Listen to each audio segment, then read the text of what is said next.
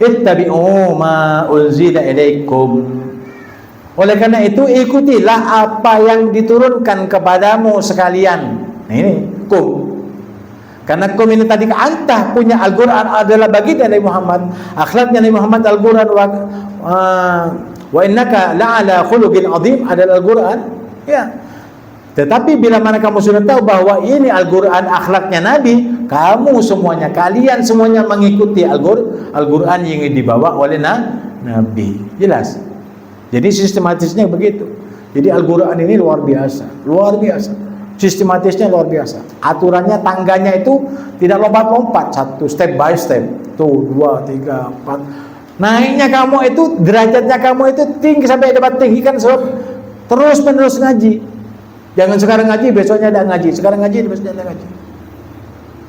Makanya alhamdulillah di sini Al-Quran tiap minggu Habib disempatkan sama panitia masjid ini musalla, ya tiap minggu harus ngajar di sini. Karena apa? Sistematisnya Al-Quran ini lama, masih banyak yang akan disampaikan. Walaupun Ustaz sudah mati, belum tentu ini Al-Quran selesai. Dari saking banyaknya ini tafsiran Al-Quran, kamu perlu pembelajaran, perlu belajar. Dan pelajaran kamu itu tidak lain kecuali Al-Quran. Ya. Jadi ikutilah apa yang diturunkan kepada kamu sekalian, artinya Al-Quran. Karena kamu sudah sekarang megang Al-Quran, bukan Nabi Muhammad yang megang, tapi semua orang Islam yang beriman kepada Allah punya Al-Quran. Dan Al-Qurannya sama. Karena Allah yang telah menurunkan, Allah yang menjamin keasliannya, maka Al-Quran ini tidak rusak sebagaimana kitab Taurat, Injil dan Zabur. Karena ada jaga. Inna nahnu nazzalna dzikra wa inna lahu lahafidun. Jadi tidak ada yang bisa berani merusaknya atau tidak mampu merusak Al-Quran. Ikuti apa yang turun kepadamu min rabbikum. Karena ini Al-Quran walaupun banyak, walaupun sudah banyak eksemplar yang sama serupa tulisan, makna, harakat dan titiknya tidak berubah, maka ini karena sebab dijaga oleh Tuhan kalian. Allah yang menurunkan ini Al-Quran. Min rabbikum, dari sisi Tuhanmu, yaitu Allah. Rabbi wa rabbukum.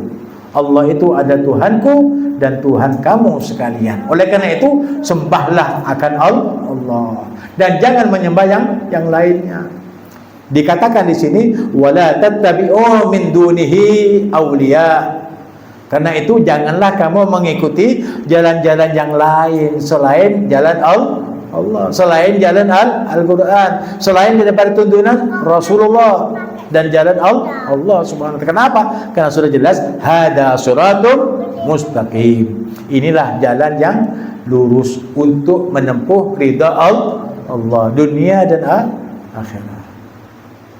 Aulia atau pelindung atau pemimpin. Artinya jangan kamu mengangkat pemimpin yang bertentangan dengan perintah-perintah Allah dan Rasulnya. Pemimpin yang baik itu adalah pemimpin yang beriman kepada Allah dan Rasulnya. Jadi jelas ini. Ya. Jadi jangan kamu mengikuti selain daripada ajaran Allah atau menjadi pelindung atau pemimpin selain daripada Allah. Karena itu jadilah Allah itu sebagai pemimpin kita. Qalilan ma tadakkarun. Tetapi herannya sekone sedikit orang-orang yang bisa mengambil pelajaran. Coba misalkan di sini kan banyak orangnya, tapi yang hadir kan sedikit. Itu termasuk salah satu daripada apa yang disebutkan oleh Al-Quran. Walaupun ini tahu bahwa pembelajaran Al-Quran ini penting bagi mereka. Ini kan sindiran sebenarnya. Tapi kalau tidak disampaikan terus-terusan begini, supaya tegas, supaya jelas, supaya artinya tidak kelewatan pelajaran-pelajaran Allah yang ingin disampaikan dengan lesan ini, maka hendaknya mereka tertib setiap malam Selasa hadir tepat waktu. Habib kan jauh, ke sini kan jauh, lebih dekat kamu, tapi Habib datang duluan. Sallallahu alaihi Muhammad. Begitu jadi pemimpin. Pemimpin itu bukan mau dihormat orang, bukan. Banyak orang sudah datang, baru datang. Wah, damai, ya enggak? Wah, salaman semuanya. Enggak perlu gitu-gituan. Hah? Orang sudah datang ngurtang-nguran dentean baru datang. Kalau Habib tidak pernah seperti itu. Datang dulu biar orang. Sebenarnya itu sindiran bagi kita. Yang dekat itu tentunya datang duluan. Kalau Sahibul Hadra ini memang sudah punyanya, sudah punya musannah itu. Hidup mati di musannah. Jadi tidak perlu dipanggil lagi. Iya enggak? Dan kamu sekalian yang baru hadir ataupun yang terlambat hadir, dari bacaan yang awal sampai itu kan sudah lobang-lobang itu. Biasanya dari awal Fatihah itu akan niatnya untuk mendapatkan taufik hidayah dan sebagainya. Itu saya dapat, ternyata ini datangnya sudah kereta ulangan. Kalau kamu disediakan, ayo jam 7 tepat hadir ke sini. Apa?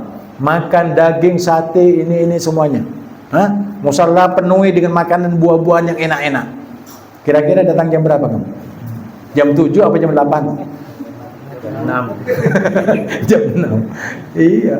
Itu kan kalau makanan. Kenapa gak harus makanan yang didahulukan? Ini hidayah Allah, kamu masuk surga nanti. Bila mana kamu mengaplikasikan pembelajaran ini untuk Allah Subhanahu wa taala. Oleh karena itu berubahlah sikap itu. Ya, kalau misalkan ada pengajian jam 7, jam 6 sudah di sini atau jam setengah 7. Seperti itu. Itu caranya guru saya, Ustaz Abdullah Awad Abdul dulu. Salim, nanti kalau padahal Ustaz itu masih mahasiswa, masih kuliah. Masih kuliah, nanti kalau kamu jadi ulama, ya, diundang jam 7, setengah 7 sudah ada di tempat. Itu pembelajaran guru saya, Ustaz Abdullah Awad Abdul. Namanya pondoknya Darut Tauhid. Ya. Jadi kalau sudah Darut Tauhid harus tepat waktu. Tepat waktu sholatnya, tepat waktu ngajinya, tepat waktu belajarnya, tepat waktu segala-galanya. Jadi ditempatkan waktu itu untuk mandi, untuk tidur, untuk bekerja, untuk belajar, untuk ke kantor, tepat waktu. Waktunya sholat, tepat waktu. Ya, seperti itu. Afdal shalah fi awali waktiha. Awal waktu. Apalagi di militer dulu. Ya enggak? Kalau misalkan salah sedikit, waduh, ditendang-tendangin. Tapi ada diberi kesempatan komandan untuk nyobit, ngantemnya Habib, tidak pernah diberi kesempatan. Sebelum terjadi itu pukulan-pukulan melayang, ini enggak? Kita sudah siap di tempat. Itu. Supaya apa? Supaya tidak disiksa. Kecuali siksa massal. Kalau siksa massal itu satu, misalkan salah, semuanya kena siksa. Itu lain lagi. Tetapi kalau pribadi tidak mau, orang itu diberi kesempatan sama Habib untuk menyalahi aturan dari Allah Subhanahu wa taala. Tetapi Ustaz misalnya kalau disalahi asal pribadi tidak ada masalah. Tapi masalah agama, perang Ustaz sama mereka. Tapi kalau masalah pribadi mau diapain saja tidak ada masalah. Mau dicaci maki, mau dihina, mau diapa saja tidak ada masalah. Silakan. Ya, diskriminasi biasa. Asam garamnya sudah biasa. Tapi masalah agama, angkat senjata. Paham? Nah harus begitu orang Islam itu. Jangan karena cuma dicaci maki sudah waduh tak kebur. Tinggal agama aja gitu ada masalah. Rasulullah dicaci maki dibiarkan saja dan sebagainya. Ya, nah itu.